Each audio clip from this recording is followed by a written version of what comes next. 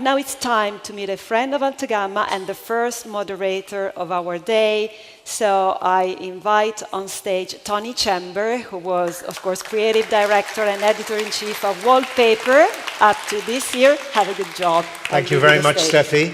And thank you, WDSN. We forgive you for going over time because that was fascinating. I feel as though I've been in a crash course university, so thank you so much. Without further ado, it's my great pleasure to introduce to the stage the president and CEO of Gucci, Marco Bizzarri.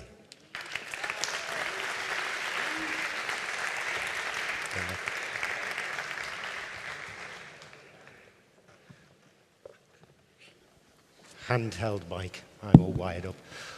Well, Marco, thank you so much for joining us this morning, taking time out of your busy schedule. It's now coming up to 4 years since you took the helm at Gucci, this juggernaut of a luxury goods brand. And you've been at the helm and overseen an extraordinary upturn in the company's fortunes, both creatively, but of course financially. And I think we all know that the fundamental moment was very early on, almost immediately, the appointment of the creative director, Alessandro Michele. And at the time, it was perceived as risky, unusual, and unknown, and something of a gamble. Can you explain and tell us more about how that process happened, the decision-making, and why you were so confident? I think it was extreme luck to find Alessandro. For the first time in my life, I had the chance to choose my creative director, because before I was obliged to work with the previous ones, in a nice way, of course. So it happened in 2014, François Ripinaud decided to change the creative direction and the CEO of Gucci. So I was looking for the partner in crime for creating a new company. And of course, I had all the chance to meet or choose the best talents in the industry, because I mean, Gucci is, as you know, is quite famous, and most of the people that I know wanted to work for Gucci. So I met many of them, but I never clicked with anybody. And in the process of meeting my reporting people, I asked my HR director to introduce me to all my reporting person in Gucci in order to reassure them that we are not going to fire everybody, of course.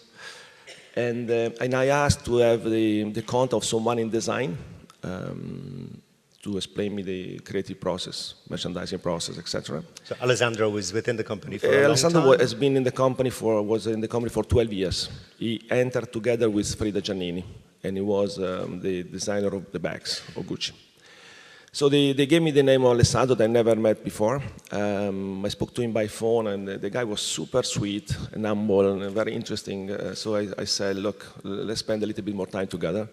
So I met him the day after him in Rome at his apartment, because at that time we couldn't use the design offices because they were still used by the previous creative director.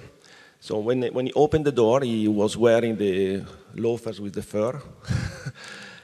He designed for him. They were not in the collection. And I was very impressed by this person. Very different aesthetic that I was expecting from someone coming from Gucci of that era. Yes. And entering in his apartment and looking at all the antiques, the collecting pieces that he had, I realized that the person was very interesting in terms of attention to details, culture, etc. So we started talking, and I was explaining to him what was my idea in terms of business positioning of Gucci, so recreating Gucci at the center of fashion, being the most important show, the fashion weeks. To put it back there. Exactly, because Gucci lost a little bit of ground in the past.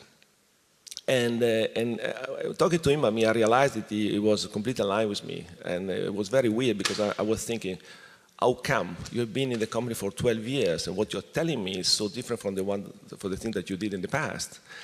And so we talked, we discussed. There was this kind of immediate personal connection that for me was as important as the talent, because what we wanted to create in Gucci was a culture of respect And the idea was very much to bring creativity back at the center of everything.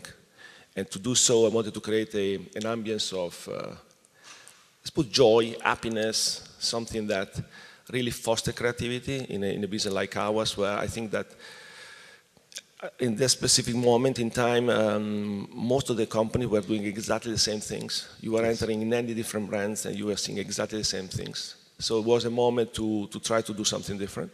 So it seems it was a gut feeling. It was an emotional reaction yes. to the person rather than what maybe his design talent was that came No, for the design talent, I mean, then we worked together for a little bit, for like 2 weeks, in order to create what we call envisioning Gucci, so 10 pages about the strategic idea about Gucci in the future. So I'd asked Alessandro to give me kind of a mood board in terms of aesthetic, okay, what he really thought about the future of Gucci in terms of aesthetic. And I thought he was talented, but for sure what he showed to me afterwards was much, much bigger. Okay. And the guy doesn't have any limit to me. Yeah. So it was very much something related to, it was more emotional than rational, the choice. Okay. So of course it was a gamble, maybe, for sure. But at the end, it was what I felt was the right thing to do. So emotions first, but then backed up by rational evidence. And I have this impression of you working together magically over these last 4 years, and the results are evidence of that. Now, appearances can be deceptive, we all know, but you seem very different characters. Could be a sort of straight guy, crazy guy combination.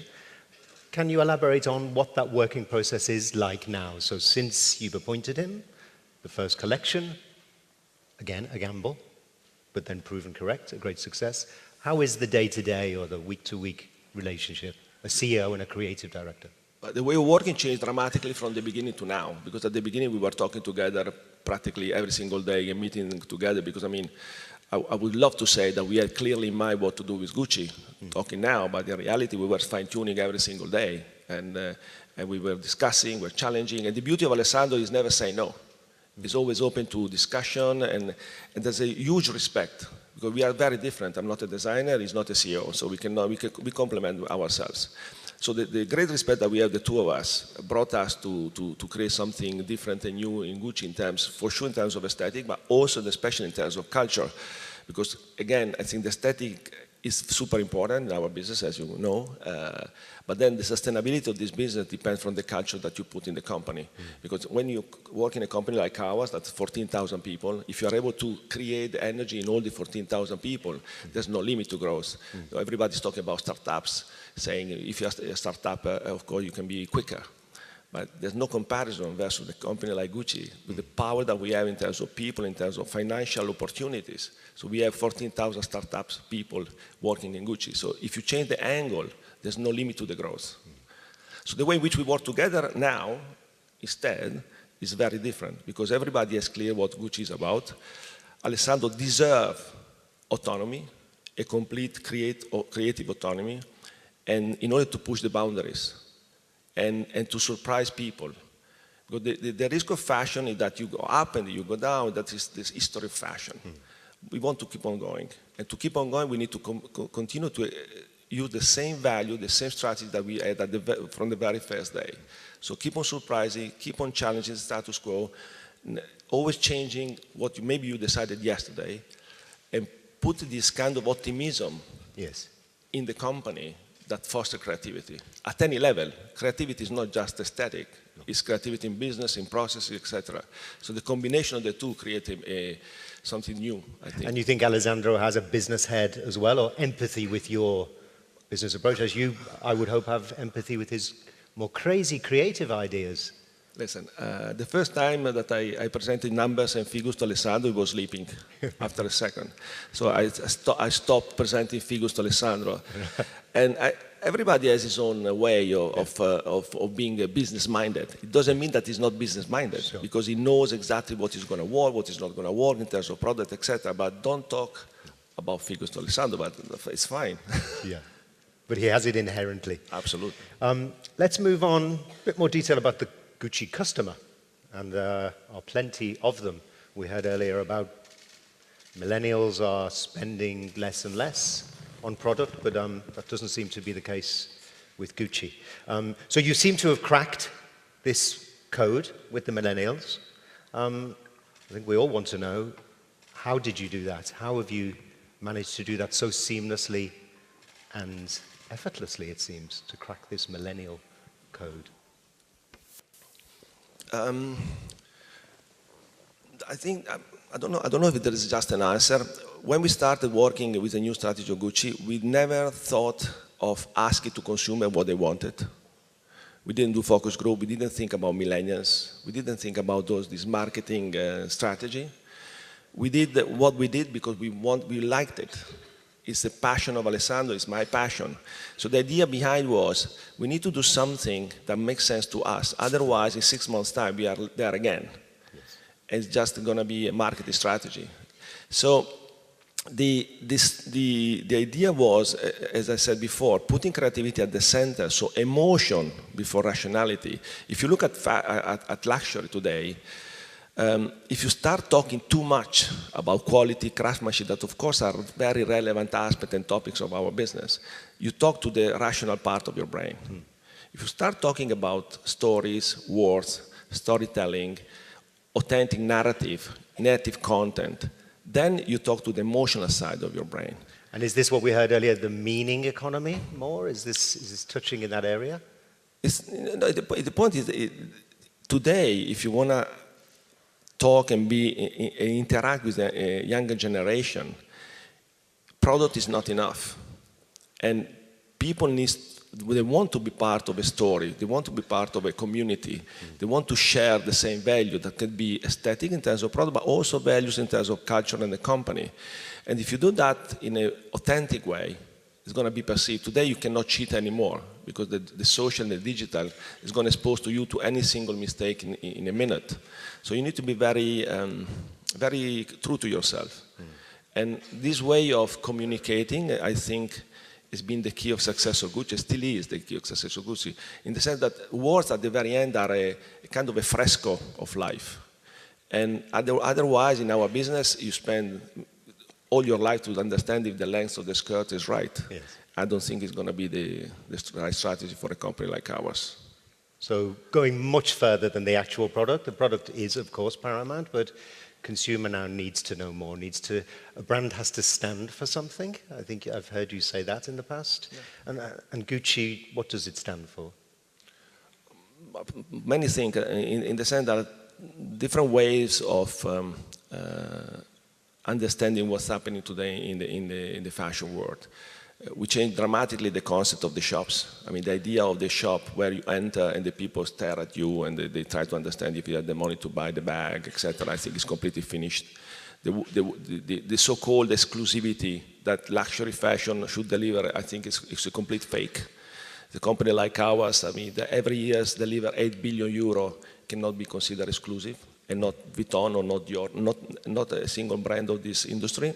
I think the real word is inclusivity in the sense that being part of a community, and that should be reflected in all the aspects of the company. So in the shops, I mean, our team needs to be welcoming in a natural way. I mean, passionate and curious about the customers in front of you, and we want people with energy and smile and joy, and something that always we repeat in Gucci that we need to be remembered always that we don't save lives in doing our business.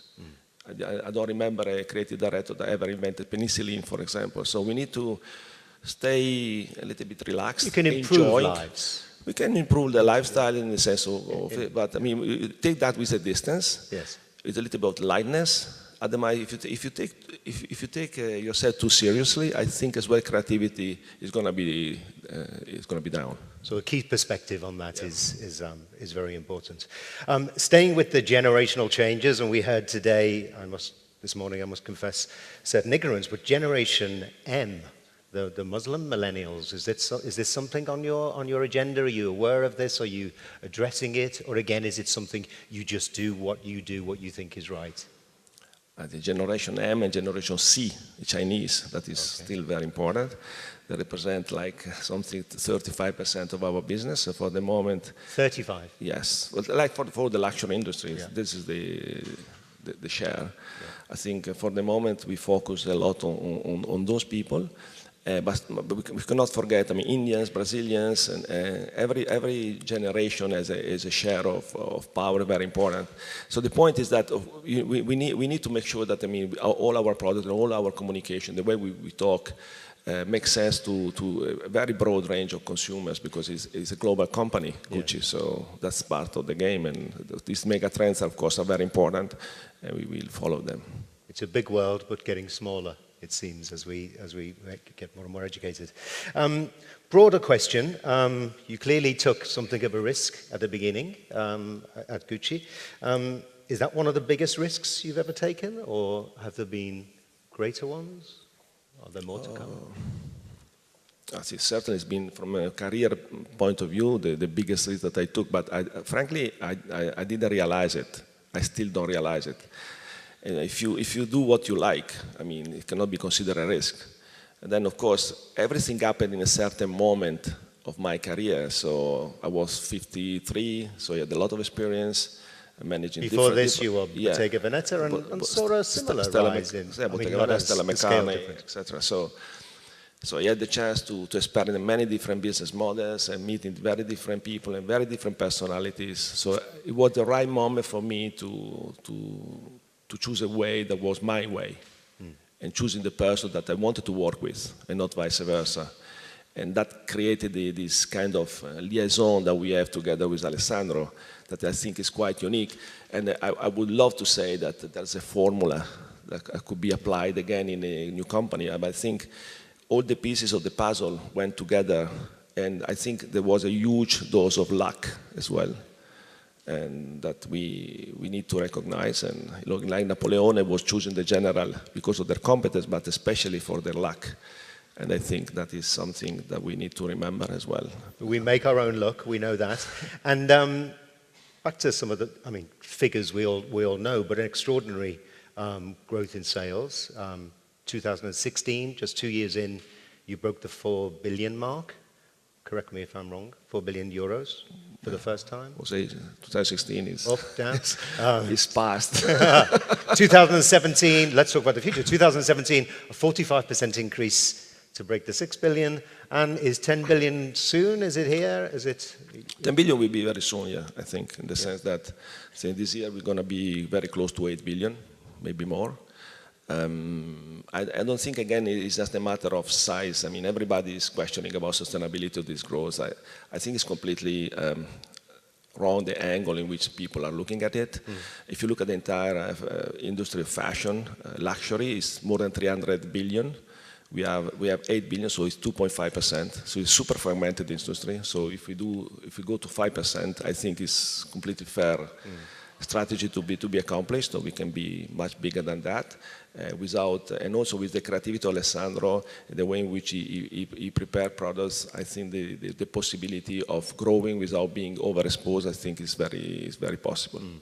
But with this growth and this increase in revenue, you've invested it back into the company, more employers, more initiatives, recently employing 4,000 for stores and 190 for the new Gucci Art Lab, which I'm interested in. Can you tell us a little bit about this thing in research and development and creativity? I think it's the first time in fashion history that it's been blended together, the development both for shoes and bags, and the people are working together, trying to have synergies, making sure that they really exchange competencies. It's a space that we built 37,000 square meters in close to Firenze. We hired last year something close to 900 people, and adding all the product development personnel that we had across the suppliers. They were spread out across Tuscany, so we are gathering them in the same center where we blend this great capability of our territory and this craftsmanship together with the best technology possible. So we have 3D printings, any possible innovation that we have in terms of machine learning, etc. So I think it's unique, and it's going to create for us a competitive advantage going forward versus anybody else. both in terms of new materials and new structures, but also in terms of reducing lead times. So I think it's an invention that is already paying off. Already quickly. Yeah. And just to close, as we're conscious of time, unfortunately, what would you say is the biggest challenge facing the industry, the fashion industry, the design industry, the things we're talking about today? And what are the things forefront of your mind? What keeps you awake and active?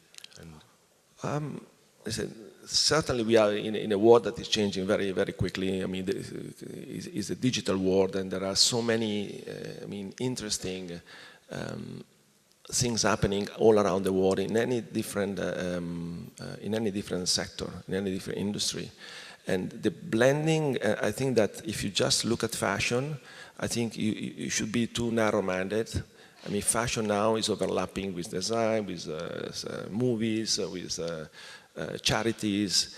Everything is very much blended together because of this digital world that is really creating no boundaries going forward. So the main challenge and risk that you could run is to try to manage companies as you were doing in the past. To manage companies yeah. in the way which you were doing in the past. I really think that today is you cannot always tell people what to do. I mean, Steve Jobs was saying there's no need to hire good talents if then you tell them what to do. Yeah. So you need to have the right people, the best talents, empower them and make them run. So it's like then there's no limit to the growth, because this possibility of creative and being exposed to innovation that today's world allow you to do.